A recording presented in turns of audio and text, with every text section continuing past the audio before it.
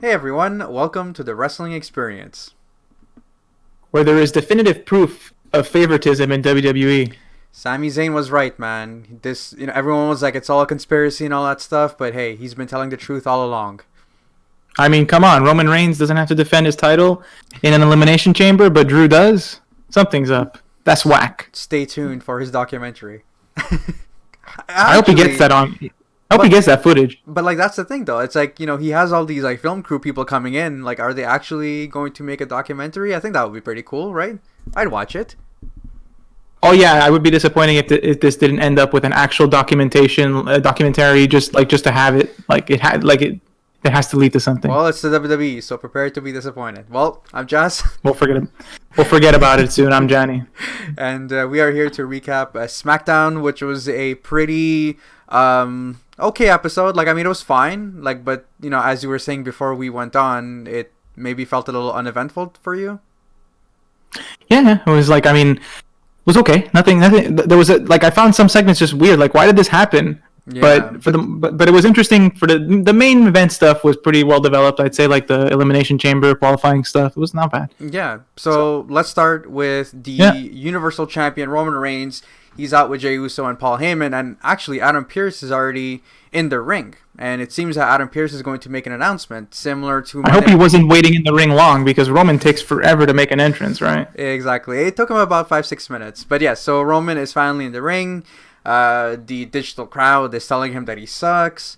And then he kind of changes his attention to Pierce, who's kind of just standing in the corner. And he's like, what are you doing there? Come closer. Hurry your ass up and get over here.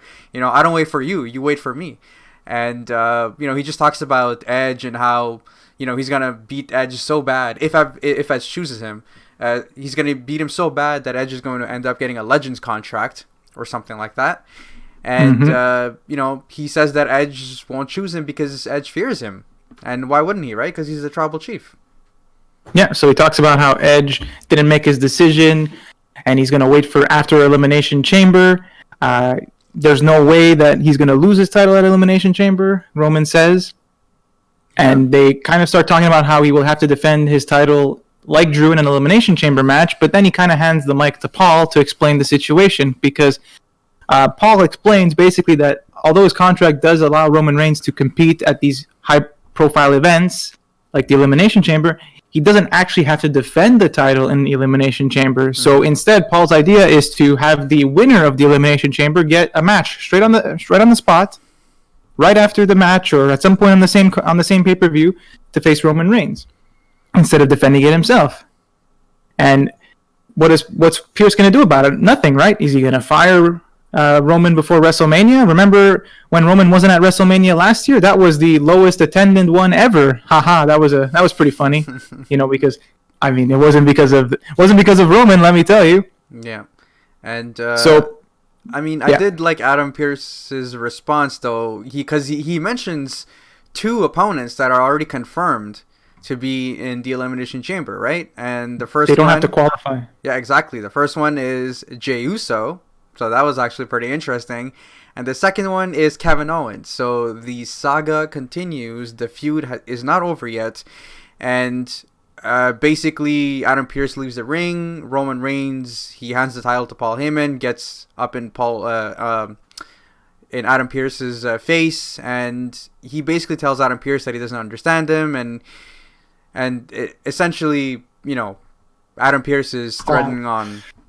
Paul has to calm him down, yeah, because he says that the people that don't have to qualify are people that have taken Roman to the limit in the past. So that one being Jey Uso, and then he exits the ring and says Kevin Owens, and you could see Roman just like roll his eyes. He's just so annoyed with this that he gets upset and goes up in his face, and it takes Paul to calm him down.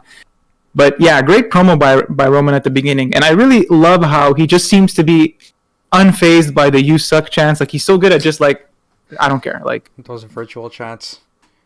Yeah, I mean, I guess virtual. Maybe he doesn't even hear the virtual chants because they're just piped in on the broadcast. I doubt it though, because that would be probably very hard for them to cue with timing and whatever. But anyway, good opening promo, good opening segment for SmackDown for sure. And we have a slight continuation of that because Pierce is backstage with Sonya. And she was, proud of him for not being afraid of Roman Reigns and not backing down. And then they talk about the qualifying matches, and she suggests, which is something interesting, because they have a couple of tag team matches tonight. They suggest that the winners of the tag team matches would qualify as a team to enter the Elimination Chamber. And she mentioned specifically the match we're going to have right now, which is Rey Mysterio and Dominic versus Sami Zayn and Baron Corbin. So whoever wins that match, both of those winning members will qualify for the Elimination Chamber. Yeah, and so basically we have Rey and Dominic versus King Corbin and Sami Zayn. So the Mysterios, to make their entrance, and then once it's Sami's turn, he gets on the mic and he talks about the injustice about him having to even have to qualify to be in the Elimination Chamber match, and he claims that he and Corbin don't see eye to eye, but they both suffer from the same injustice. Anyways, the whole conspiracy theory stuff going on. But once the match begins, the Mysterios are in control for the first portion of the match, but after the break, it's basically Corbin kind of slowing down the pace of the match, working on Dominic Mysterio. There was a moment in the match that I thought was quite a scare. Was, first of all, they need to stop doing this, but it's basically when the person goes for a suicide dive where the announce table is, and Dominic just hits his face onto the announce table, and I'm like, that has to hurt. Like, at least put some sort of cushion or something like that, but they need to stop doing those suicide dives over there. Yeah, he really overshot himself there. That happened really early in the match, and yeah, it looks pretty bad. And I also like the combination of, Dominic reversing the deep six and then kind of changing that into a double 619 with Rey Mysterio. I thought that was pretty cool. But it's Sami Zayn that actually picks up the victory. I would say clean, too. He hits Dominic Mysterio with the haluva kick for the win. So he did hit him with a Blue Thunder Bomb as well, but we all know that only gets a 2 count, right? You never win with a Blue Thunder Bomb. But he did end up winning with the haluva kick, and Sami Zayn and Baron Corbin are not qualified for the Elimination Chamber match. So this wasn't. This was pretty good. It wasn't very long, and I think Dominic had some nice displays here. He keeps using that tornado DDT. He's very good. He's very athletic. So nothing but the sky's the limit for him. Yeah. And it was nice to see him compete there. And yeah, it was nice to see Sami get a win as well. Absolutely. And our boy Sami. We go backstage to Sonya and Adam Pearce, who are watching this, and that's when our boys Rudolph show up, and they want in the chamber. And Sonya makes a joke about, what, you guys want to be in like one pod together? And no, they want 2 separate pods. And they have a match against Cesaro and Daniel Bryan tonight. And Sonya and Pearce agree that the winner of this match will qualify. So we already got 4 of the 6 participants in the chamber, and the other 2 are either going to be Rudolph or Daniel Bryan and Cesaro. Yeah, absolutely. So now we're backstage with Sasha Banks, and she's stopped by Reginald, and she's also with Kalisto. Yeah, exactly. It's been like 2-3 weeks now that she's been chilling with Kalisto, but Reginald he's doing lucha things with his blue mask. Yeah. So Reginald walks up to her and he offers her a glass of champagne, and what is going on between these two? They have like a little bit of a flirty romance going on. Like they're talking about. She asked him if he really believes that she could beat Bianca Belair, and he's like, "Of course, I wouldn't lie about that." And then she sends back the glass of champagne and to send her regards to Carmella. It was kind of really quick and kind of like a bit weird, I guess. I don't know, but I mean, I like Reginald. I'm a huge fan, so guy can show up on screen all the time. He's a great character. Yeah. So up next, we do have an in-ring promo from Big E. He basically compares himself to Tom Brady. I guess I don't know, basically, Big E just wins and all that stuff. And it's cool, though, because he's bringing back the Open Challenge. And he's moved on from Apollo, but it doesn't seem that Apollo is quite done with Big E, right? Yeah, so he basically says he wants to be a fighting champion, and he wants to put Apollo and Sammy behind him. And literally, as he mentions the word Apollo enters the ring. And he's like, I know what you're going to do. You're going to issue an Open Challenge. And why not just challenge me, because I've always taken you to the limit. And so Big E's basically like, yeah, I was gonna have an open challenge, but you're done. I'm done with you. And they kind of like exchange words, because Apollo's not happy with this. He's like, don't you want to be a fighting champion? You wouldn't want to just back down from a challenge. And then they continue arguing, and then he says, we're done, bring out my opponent. And his opponent is Shinsuke Nakamura. Yeah. So Shinsuke Nakamura is in, but the fact that Apollo was still there ringside, I knew that this was going to be a clean finish.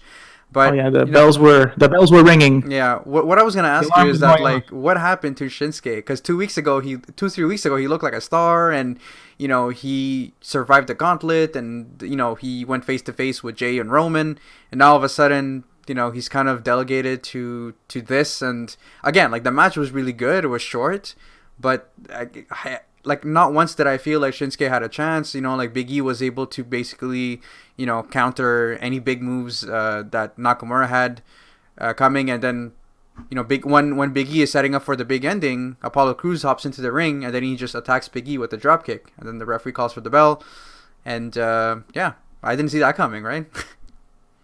Yeah, no surprise there. Apollo again causes a DQ, and you can see the frustration on Big E's face. It is a little weird that Shinsuke Nakamura was kind of like shoehorned, pushed like Right. really hard into the main event, only to be like just shoved aside to the IC title picture. Read something about how that spot for Nakamura was intended for Cesaro, but he wasn't. He had not re-signed his contract at that time, and now he did. And I was going to mention it during the main event with Cesaro, because now Cesaro seems to be it's like they just swapped them out, and it's kind of weird. But it's nice that they both at least got a face turn. So like, even though I'd be happy either way with either one getting a big push, because I'm a fan of both. I think Cesaro really needs it more because he like never gets sure. his opportunity to shine, and he's so good. And we could talk about when we get to the main event. We could talk about how great he is too, because he was very good. Yeah, But- absolutely. Completely agree with you. And before I guess you kind of go on and talk about Seth Rollins, we do see the entire SmackDown roster, probably minus Roman Reigns. They make their way to the ring. And Jey Uso probably too. Exactly. And yeah, we hear the return of Burn It Down, Seth Rollins. I called that. Yeah. I mean, I said it was going to happen at the Rumble, imagine, but it didn't. I don't even remember now. He obviously came out with the Messiah theme at the Rumble, I think. I guess. I don't even. He did. I have to go back. He did. Absolutely, he did. And you were right. But listen, he got the whole Burn It Down thing going, and I'm like, oh, is this a face turn? And then you see Embrace the Vision, and I'm like, okay. But then I see. I mean, it kind of is, but it isn't. Yeah, but then I see the black glove and the amount of leather that he's wearing, and I'm like, yeah, he's basically gonna do the whole face thing until he's not. So There's no way. Yeah. There's no way you're not a villain dressed like that. Pretty He was like much. in all leather. He looked like Sonya Deville. He was wearing a suit just as sharp as Sonya Deville's suit, but like this was all in leather instead. And yeah, there's no way he's not a villain here. Yeah, and honestly, like his promo was pretty good too, though. He just talks about how it feels good to be back in this ring at the Thunderdome, with all his peers, and he sacrificed himself at Survivor Series, and with it, in his absence, a lot of things have changed. But I guess the biggest change is him, because now he's the father of a beautiful, perfect baby girl, and that has changed his life views, and all that kind of stuff. And he looks at SmackDown and he's like, well, SmackDown is amazing, and where do I fit in, right? Like, where do I fit in this sea of amazing talent and great wrestling? And he's like, well, actually, after after reflection, I'm the leader. I'm the greatest leader of SmackDown. To become even greater, and they should just all embrace his vision. And at this point, everyone around the ring that was surrounding the ring is like, okay, F this, and they started walking backstage. And he's going on and on and on, but you see one person Exactly. has not left, That one and it was Cesaro. And Seth Rollins addresses him. He's like, okay, you understand. And Cesaro doesn't really say anything. He's not mic'd up, but you can tell by his body language that he's not really down for this. And he kind of like shrugs his head and like eventually just like decides to leave as well and join the rest of the superstars. But Seth Rollins doesn't like this, and he rushes out of the ring to ambush Cesaro, attacks his knee specifically, and he has to be torn apart by referees. And even Daniel Bryan, who's his partner tonight, shows up to kind of like break up the fight. So Seth Rollins is back. He's going to stay as a heel, which is totally fine. Maybe he's a slightly altered version of the Messiah. I'm not sure. The only thing that I find like it just bothers me that we're not going to see it, and I think it's deliberate, is that the interaction between him and Roman Reigns. They're both trying to do the same thing. They're both kind of considering themselves the top. They're both heels, but they've been purposely kept apart. Like, listen, it would feel to me like they would both have a problem with each other at this point, right? Like Roman would not like that someone else is claiming to be the head. it's really funny he should that go you after him, mentioned this. but- It's really funny that you mentioned this, because I was gonna say that it's funny that Seth Rollins and Roman they just don't interact. And also, Sami Zayn and Kevin Owens don't interact either, because I guess we'll talk about it more in the main event. Yeah, I guess we'll talk about it at the main event. But yeah, like it is weird. But before we kind of jump and talk about that, we do have a match between Bayley and Liv Morgan. And listen, like I thought that when Bayley Kay came in, I had a feeling that this match wasn't going to end, I guess, the way that they wanted it, and it was going to be like a walk finish. But I do have to say that Liv Morgan just continues to improve, and she has really, really good chemistry with Bayley. Like we definitely saw that. I loved when Liv Morgan they were outside, and Liv Morgan just kind of charged at Bayley, and Bayley just kind of countered and threw her into the barricade. That looked pretty brutal as well. But yeah, just kind of Liv Morgan just kind of being very, very acrobatic, like using the ropes, and I do think that she's definitely been improved. And I did mention Bayley Kay. So Bayley Kay comes in towards the end, and she wants to apologize to Liv and Ruby Riott. So she offers her mugshot, but in her mugshot now there's like headshots of also Ruby Riott and Liv Morgan. And Ruby's just like, now this is not the time, and she's kind of distressed over her partner, and the referee, everyone's distracted basically. Well, the referee is distracted, and that's where kind of Bayley capitalizes on that, rakes her in the eye, and just takes her out. I don't even know what that move is called. Honestly, I don't remember either, but she uses it a lot. So yeah, and it wasn't the typical Bayley to Bayley, but Bayley to belly, belly to Bayley, whatever it is. The only problem with this match is that it was like really short, and like there was nothing going on, and we got to see Liv Morgan show her improvements. Bayley's obviously amazing. No one's gonna take that away from her.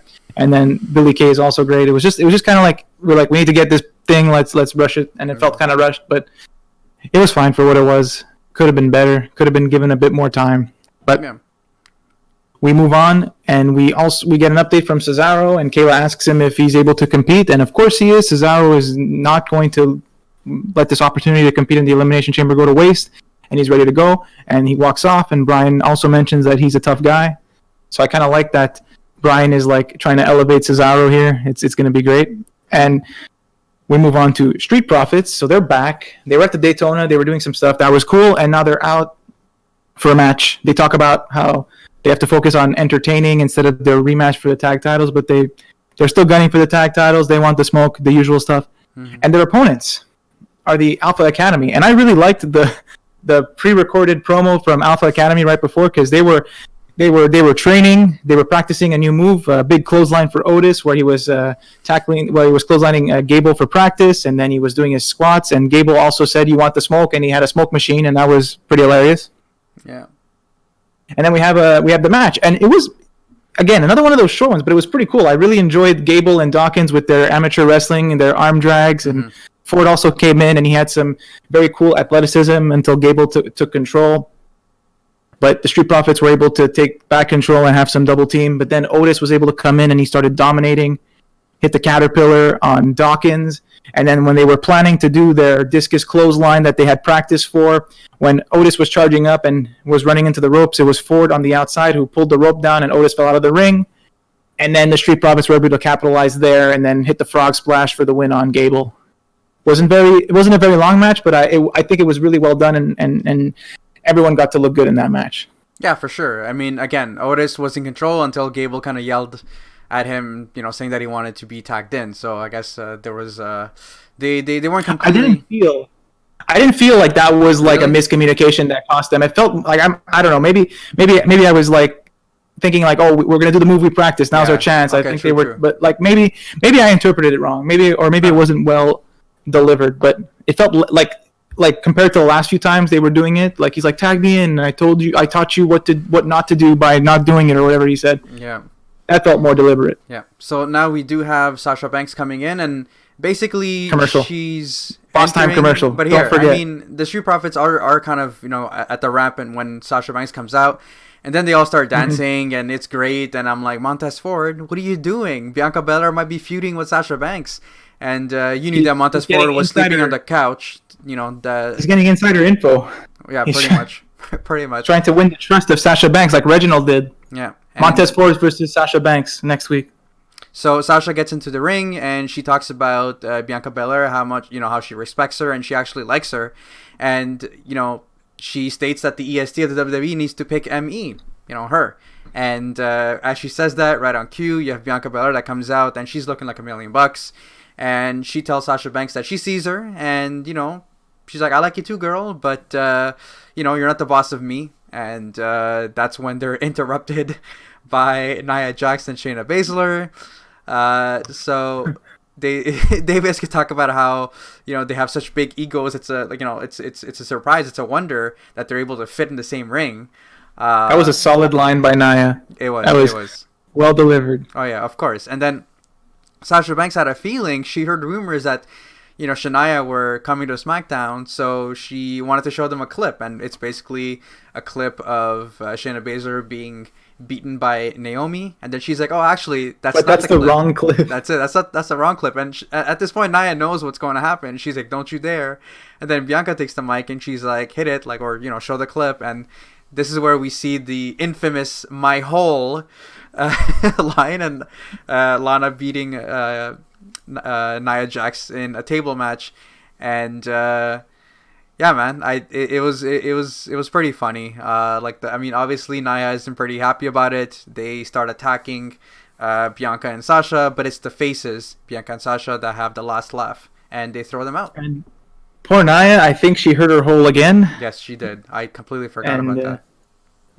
And I don't know, is that going to be a meme? I don't know, but yeah, I found this segment a bit bizarre. Like, why they showed up here just to get embarrassed. I imagine maybe there'll be more to this, but that was like a bit strange. They're probably gonna have a match. Like, it's gonna be Shania versus Bianca Belair and Sasha. Something is gonna happen. They're not gonna be on the same page. There's going to be some sort of disruption between Bianca and Sasha. Whatever. Like, it's kind of clear at this point that that's probably what they're gonna do. Well, that's kind of what they need to do, right? Because it's no matter which way it goes, it's going to be babyface versus babyface for Bianca Belair and Sasha. And I think that they want to keep Bianca Belair like the underdog champion to root, underdog challenger to root for. So how else are they going to make this? How are they going to put a spark under this? It's going to be something like that, like you're saying. Like, they're going to have a miscommunication, a disagreement, and it's going to turn into more of a bloody feud, like a blood feud. Absolutely. And we do see a quick, backstage clip of Daniel Bryan and Cesaro talking, but I wasn't able to hear what they were saying. Michael Cole was kind of... I don't think they were mic'd up for this. Okay. They were just discussing strategy. I didn't hear what they were saying exactly either. Yeah, so now we do have our main event. We have Dolph Ziggler and Robert Roode versus Cesaro and Daniel Bryan. I thought this was a really, really good match. Yeah, it was. It certainly was, and they certainly teased Cesaro coming in till the end. He was the hot tag here. I mean, early on though, Cesaro and Daniel Bryan do have a bit of control on Ziggler and Rudolph, but there was a miscommunication where Bryan accidentally hit Cesaro, and then Rudolph were able to take control, and also Sami Zayn and Baron Corbin show up to watch the rest of the match, and the rest of the match is just Bryan being worn down by Rudolph, trying his best to survive. He tries to go for a tag, but they take out Cesaro, so he can't make the tag. Rude does a spine buster. They do their double team, but they can't seem to put Bryan down. And eventually, he makes the tag to Cesaro, who has an impressive showing with a flurry of uppercuts, takes everybody out, tries to go for the Cesaro swing on Ziggler, but I think Rude comes in and hits the knee that was injured by Seth Rollins earlier. Bryan comes back, they take out Rude, and then Cesaro's able to finally hit the swing into a sharpshooter for the win. So Cesaro looked really amazing here. And Daniel Bryan and Cesaro qualify for the Elimination Chamber. But that's not really strong match. That's not over. That's not, yeah, of course. So Jey Uso attacks Cesaro with a chair, and Sami and Corbin come in to join the fight. And Sami quickly turns on Baron Corbin as well. And Bryan takes out Sami with a running knee. And then we hear Kevin Owens music show, and he shows up, and he basically just comes down to the ring, stuns everybody except Sami. I noticed that. Sami was not there. He had already been taken out. And then he talks to Roman Reigns directly, because we saw that Roman Reigns was sitting in his comfy chair watching the entire match. And he's like, and so, yeah, Kevin Owens is ready to go, and he wants to become the champion. But that's it. And he's not done with the... He stuns everyone except for Sami Zayn. How convenient. Yeah, I noticed that right away. He took everybody out. Sammy was already out of the ring, right? So he never actually got to interact with him. But like, I'm excited to have them in the same elimination chamber. Like, there could be something where like Seth Rollins and Roman Reigns have an unlikely alliance, and so do Sami Zayn and Kevin Owens. Like, they could do some really cool things here. Yeah, exactly. But I also wouldn't mind if Cesaro just wins the whole thing. Now here's the thing, and so I guess in closing, I would say like, yeah, that's our recap for SmackDown. Again, as we were saying at the beginning, a pretty ordinary episode. There were some solid moments and then some very odd moments, but again, overall, I thought it was a pretty decent episode. I feel like SmackDown can't do no wrong because it just goes by quickly, also. But my question for you, my question for you was would be, what do you think of this scenario where Jey Uso ends up winning the Elimination Chamber match, only to lay himself for Roman Reigns to just pin him? Because it's in the same night, like, I totally can see that happening, right? Like, if it was to win a title match at WrestleMania, obviously not. But the fact that could just happen, it's certainly possible. But I feel like that's just like, why do that? I feel like that's just gonna put a bad taste in everyone who's watching, in everyone's mouth. Like, I don't think but I certainly think it's possible. It's true. I mean, it does. You do make a fair point. But I don't know. I just thought that could be a really, really cool scenario. But yeah, I think overall, like, I'm definitely looking forward to this Elimination Chamber match. Poor Drew McIntyre has to defend it in the Elimination Chamber, but then you have Roman Reigns that's just kind of be cruising by. But cruising for a bruising. Although, to add to your point about Jey Uso winning, how cool would it be if he does win, but when Roman is expecting him to lay down, he does not, and Jey Uso gets his redemption arc now. Because we all loved it. We all loved Jey Uso when he was going against Roman. As soon as he switched sides and believed in the tribal chief, it was like, oh well, now he's just ruining every other match that Roman faces, and we don't like seeing him anymore. Yeah, but I mean, listen, there's a lot of possibilities, and we don't know, and so I think that's the most exciting thing, right? So, absolutely, a lot of things can happen. But again, one thing I'm definitely sure of, I think they're definitely gonna go with Bianca Belair and Sasha Banks. I feel like that's just kind of written in the stars at this point. Yeah, because with Lacey Evans and Asuka being a thing, like, I mean, I hope Lacey doesn't win so that they can have a big Charlotte-Lacey feud for Mania, because that would hurt me on so many levels. But maybe they'll have a triple threat match or something. I don't know, but it looks like Charlotte's going to be competing for the Raw Women's title at WrestleMania. So there's like no way. Perfect way to end the episode. Thank you guys so much for listening. If you do enjoy our content, please make sure to like our video. Please make sure to subscribe in an audio format. Please make sure to like and leave a rating as well. And thank you guys once again, and we'll see you in the next one. So, is Jey Uso gonna win? Is he gonna do twin magic with Jimmy Uso? Are we gonna have the Usos as co-Universal Champions? Is he gonna go Brie mode and don't mess with Brie mode? Oh God.